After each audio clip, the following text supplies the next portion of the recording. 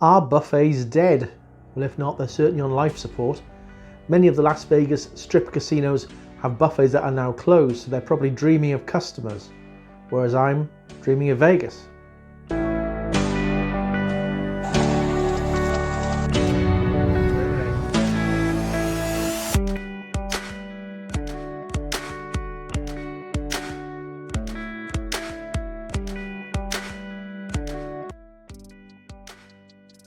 Hi, I'm Scott. I'm a Las Vegas vlogger based here in the United Kingdom, and let's have a little look about what's happening today. Now, the Honolulu Star Tribune is a very, very good source of Las Vegas news, and it told us today a couple of things. Number one, someone decided to randomly, whilst it was still parked in the gate, I understand, walk on top of the wings of an Alaska Airways flight before it took off, I hope, certainly.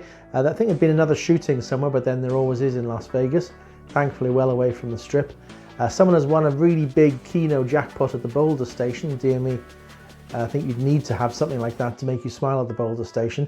And the Strip fireworks display on the 31st of December has now been finally cancelled. It's been rumoured as such for quite a while. But what I was very interested to see was a little bit about buffets and a little bit about food courts. Now, don't forget that Las Vegas businesses of all descriptions, whether they be catering or anything, are down now to 25% capacity. That's by diktat from the Governor Steve Sisolak.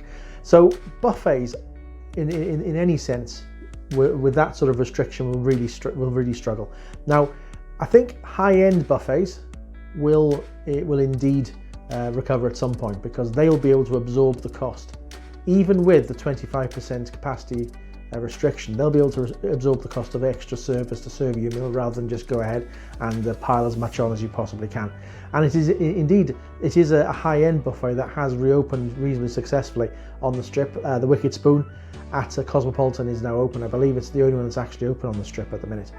But news that the Circus Circus buffet, now I've never eaten at the Circus Circus buffet, and I never intend to, and certainly I'll never get the opportunity now, because it's closing for good. It's been closed since COVID started, and now it's been announced that they're going to spend $2.5 million to convert it into a food court. So the Circus buffet, iconic really on the Strip, is no more. Talking of food courts, Caesar's food court, that's been closed now for a while.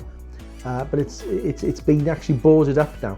Out of the 9 businesses that are there, 8 of them are closed. The Starbucks has been relocated somewhere, and the Soul Pizza shop, which is still operating, I guess you can probably get to it without going over the boardings. But food courts, again, another type of business that really will be suffering as a result of that 25% diktat, or 25% capacity restriction, which has been dictated by the Nevada government.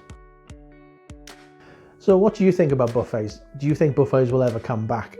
Do you agree with me that it's going to be the high-end type that will come back? Now, also tell me what your favourite buffet memory is. Now, my first ever buffet that I went into was the Sahara, which I guess would have been about 2002, something like that, and it was pretty dreadful. Favourite ones on the Strip, Bellagio, Wynn, absolutely sensational, but again, not cheap. Red Rock, I think, is fantastic. The newly remodeled Palace Station buffet, which when I was there last year was only still about I think $5.99, $6.99 for breakfast, and maybe $9.99 for dinner, or perhaps a little bit more.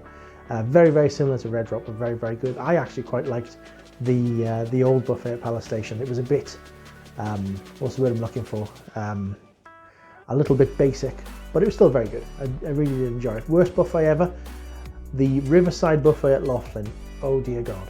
Oh my God. I mean, cheap. I think it was free when I signed up for the slot club, but oh my God, what an experience. Tell me a little bit about your buffet experiences. What's your favourite? What's your least favourite? What's the cheapest buffet you've ever had? Don't forget, I'm going to do my usual hand signal. Please subscribe to this channel.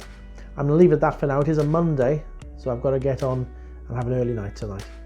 But hope all is well with you, and I'll see you again soon. Thank you.